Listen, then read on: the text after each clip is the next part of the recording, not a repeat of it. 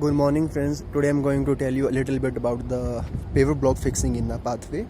As you can see that there's my pathway right here and its width is 2 meters where I have left around 0.5 meter for my green area. Here I can do my plantation work and the rest 1.5 meter I can use for walking. So there are the three main things you should keep in mind before fixing the tiles. The mud portion here, the soil portion here, that's called subbase, and the rigid that have provided, that the rigid concrete, that's called PCC, it's called base, and over that I have provided the sand bedding, that's called cushion, and over that I will lay my tiles. My tile size is of 60 mm.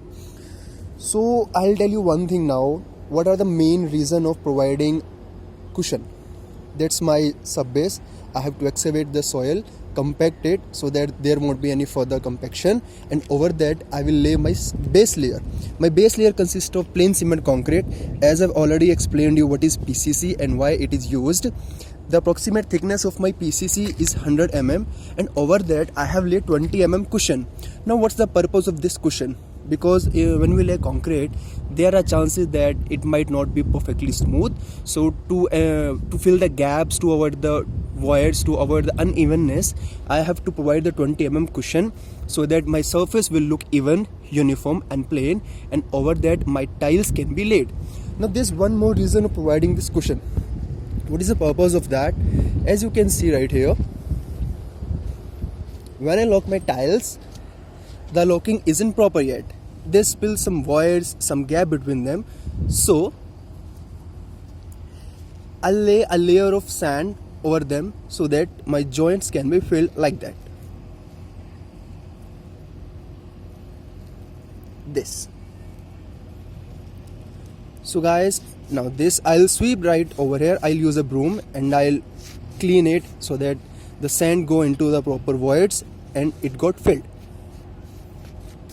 So friends, you have learned here what's the purpose of cushion. I'll explain once again. The cushion provides uniform bedding for laying my tiles. And what's the other use of cushion? What's the other use of the sand that I use in the cushion? As you can see that my tiles have been laid, but it's not properly locked. There is still some voids in that, and I'll use the sand to cover those voids.